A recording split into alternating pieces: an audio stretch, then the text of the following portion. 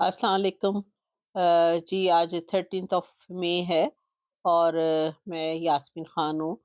तो आज international news में ऐसा है कि ट्रम्प ने कहा है कि जो मैंने पाकिस्तान और इंडिया की वॉर हो रही थी उसको मैंने ख़त्म करवाया है खुद।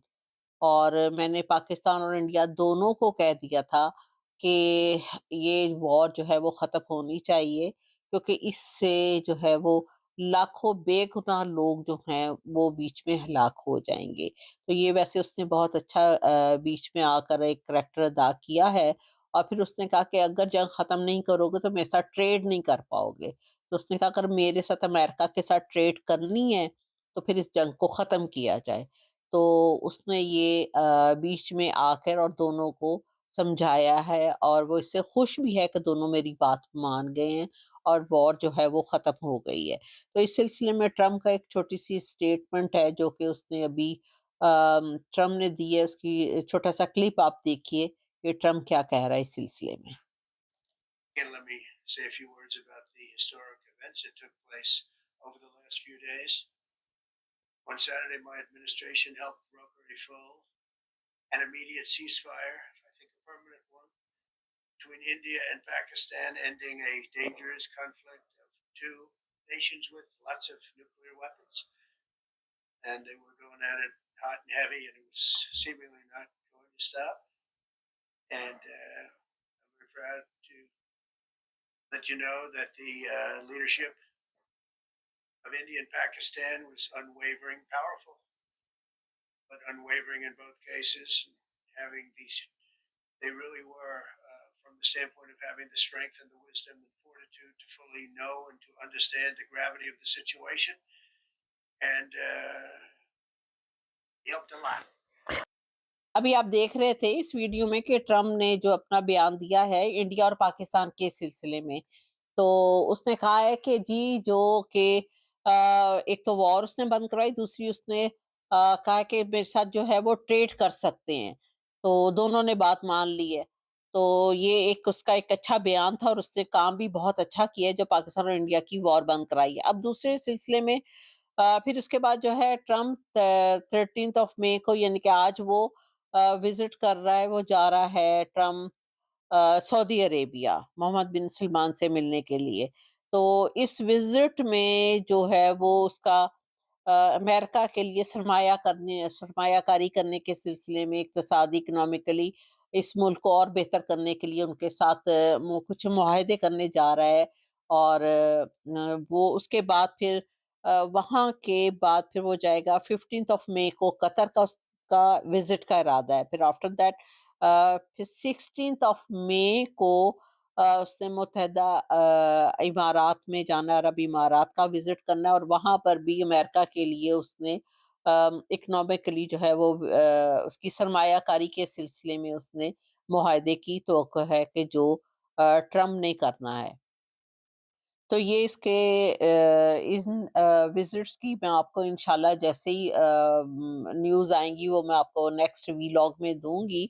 फिर उसके बाद एक और न्यूज़ में ये है कि हमास ने कहा है कि जो उसके पास अमेरिकन कैदी हैं, वो इसको उनको छोड़ने के लिए, उनको फ्री करने के लिए वो रज़ामंद हो गया है। तो ये भी उसने हमास ने भी ये एक अच्छा जो है वो स्टेप लेने लगा है अमेरिका के लिए। तो अब हम थोड़ा-सा डोमेस्टिक न्यूज़ की तरफ आ जाते हैं। डोमेस्टिक न्यूज़ में ऐसा है कि आपको पता ही है कि जो भारतीय इंडिया के एयर फ़ोर्स के चीफ़ एयर मार्शल हैं प्रीत सिंह। उनके साथ इंडियंस ने ही बहुत बुरा बिहेव किया है। उनके अपने एयर फ़ोर्स के ऑफ़िसर्स 4 ऑफ़िसर्स हैं, जिसमें कि उन्होंने उनके साथ लड़ाई-झगड़ा किया है। खाली लड़ाई-झगड़ा ही नहीं, उनके ऊपर तशद्दुद किया गया है बाकायदा और उनको मारा गया है और काफ़ी ज़्यादा जो है उनके साथ झगड़ा किया गया है, जिस पर कि सुनो टीवी जो है उसने ये खबर दी है। और 4 लोगों ने उनकी इवन के फिजिकल उनकी पिटाई भी की है बाकायदा अमरप्रीत सिंह की। ये इंडिया के एयर फोर्स के चीफ एयर मार्शल हैं। क्योंकि उनको असल में गुस्सा जो था वो ये था कि सिखों ने ریفیوز کر دیا تھا پاکستان کے اگینسٹ لڑنے کے لیے، اور ایئر چیف مارشل جو ہے وہ سکھ برادری سے اندر سے ان کو یہ ریونج تھا، جو کہ انہوں نے کچھ اور الزامات، تعصب کا الزام لگا کر اس کے اوپر پٹائی کی، اور جس میں کہ اس کے دو ان کے جو فلائنگ آفیسرز ہیں، راکیش کمار ایک، اور پھر دوسرے اسکواڈرن لیڈر ہیں نتن تلسی رام، انہوں نے جو ہے وہ ان کو مارا ہے۔ پھر اس کے بعد دو جو اور ہیں وہ شہباز ڈکشٹ اور نام ہے، اور یہ ہیں اسکواڈرن لیڈر، اور ایک ونگ کمانڈر ہیں اجے راجپوت، یہ بھی اسی لڑائی میں شامل تھے۔ ان چاروں نے جو چیف ایئر مارشل ہے اس کے اوپر تشدد کیا، اس کو گالیاں دی، اس کے ساتھ بہت زیادہ لڑائی جھگڑا کیا۔ اب ان میں سے دو کو تو سنا کہ انڈیا نے جو ان کی پولیس ہے انہوں نے جو اس کو اریسٹ کر لیا ہے، راکیش کمار ایک اس کو فلائنگ آفیسر، اور دوسرا اسکواڈرن لیڈر نتن تلسی رام، ان دونوں کو تو اریسٹ کر لیا گیا ہے۔ تو انہوں نے اس کے اوپر الزام لگایا کہ تعصب کا، کہ یہ اور اس وجہ سے ان کے درمیان بھی یہ لڑائی جھگڑا رہا ہے۔ اب پھر اس کے بعد مودی جو ہے وہ آج بہت زیادہ گرجا برسا ہے، اس نے ایک اپنی اسپیچ میں اور اس نے اپنی تقریر میں کہا ہے کہ ہم نے پاکستان سے جو جنگ بندی کی ہے، وہ پاکستان نے بہت ساری کنٹریز کے ساتھ جو تھا وہ ریکویسٹ کی تھی کہ جنگ بندی ہونی چاہیے، تو اس سلسلے میں آ کے تب ہم نے جنگ بندی کی۔ اور ایک طرف تو وہ مودی کہتا ہے کہ جی پانی اور خون اکٹھا نہیں بہہ سکتا، اس نے اپنی اسپیچ میں کہا ہے کہ یہ پاکستانی لوگ جو ہیں وہ ہم لوگوں کا خون بہائیں، یعنی کہ انڈیا کے لوگوں کا خون بہائیں اور ہم ان کو پھر پانی دیں، تو یہ دونوں چیزیں اکٹھی نہیں ہو سکتی۔ تو وہ بہت زیادہ گرج برس کے بولا ہے، اور پاکستان کو اس نے ایک ٹیررسٹ بھی قرار دیا، حالانکہ یہ خود ٹیررسٹ یہ خود ہے مودی نا، تو یہ تو ساری دنیا کو ہی پتا ہے۔ تو اس نے جو خطاب کیا، اور بہت زیادہ اس نے جو بقا ہے وہ، اس کو آپ کو تھوڑا سا اس کا لنک سناتی ہوں، آپ اس کا لنک سنیے تو وہ کیا کہہ رہا ہے۔ پہلا، بھارت پر آتنکی حملہ ہوا تو منہ توڑ جواب دیا جائے گا، ہم اپنے طریقے سے اپنی شرطوں پر جواب دے کر رہیں گے، ہر اس جگہ جا کر کٹھور کارروائی کریں گے جہاں سے آتنک کی جڑیں نکلتی ہیں۔ دوسرا، کوئی بھی نیوکلیئر بلیک میل بھارت نہیں سہے گا۔ نیوکلیئر بلیک میل کی آڑ میں پنپ رہے آتنکی ٹھکانوں پر بھارت سٹیک اور نرنائک پرہار کرے گا۔ تیسرا، ہم آتنک کی سرپرست سرکار اور آتنک کے آقاؤں کو الگ الگ نہیں دیکھیں گے۔ آپریشن سندور کے دوران دنیا نے پاکستان کا وہ گھنونا سچ پھر دیکھا ہے، جب مارے گئے آتنکیوں کو بدائی دینے پاکستانی سینا کے بڑے بڑے افسر امڑ پڑے۔ اسٹیٹ اسپانسر ٹیررزم کا یہ بہت بڑا ثبوت ہے۔ ہم بھارت اور اپنے ناگرکوں کو کسی بھی خطرے سے بچانے کے لیے لگاتار نرنائک قدم اٹھاتے رہیں گے۔ ساتھیوں، یدھ کے میدان پر ہم نے ہر بار پاکستان کو دھول چٹائی ہے، اور اس بار آپریشن سندور نے نیا آیام جوڑا ہے۔ ہم نے ریگستانوں اور پہاڑوں میں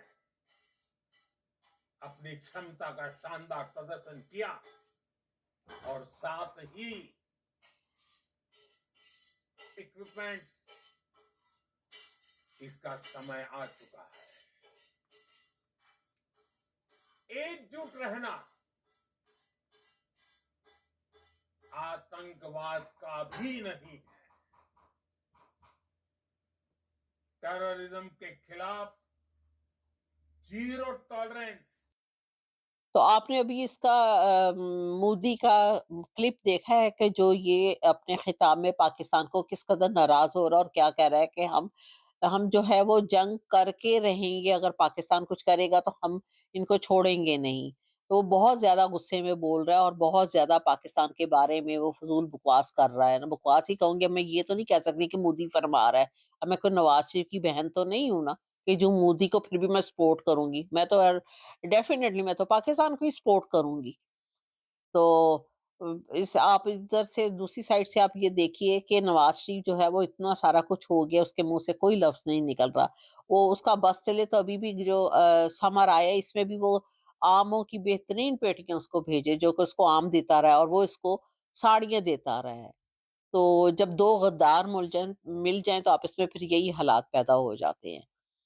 तो इस सूरत-ए-हाल में मोदी जो है एक्चुअली उसको पता है कि नवाज़ शरीफ के क्या राज़ हैं, नवाज़ शरीफ के कितने स्टेक्स हैं वहाँ पर, नवाज़ शरीफ के अकाउंट्स, नवाज़ शरीफ की फैक्ट्रियाँ, नवाज़ शरीफ का वहाँ पर पैसा, नवाज़ शरीफ की बेटी वहाँ से अपने दामाद के लिए मशीनरी मंगवाती रही है, मरियम सफदर।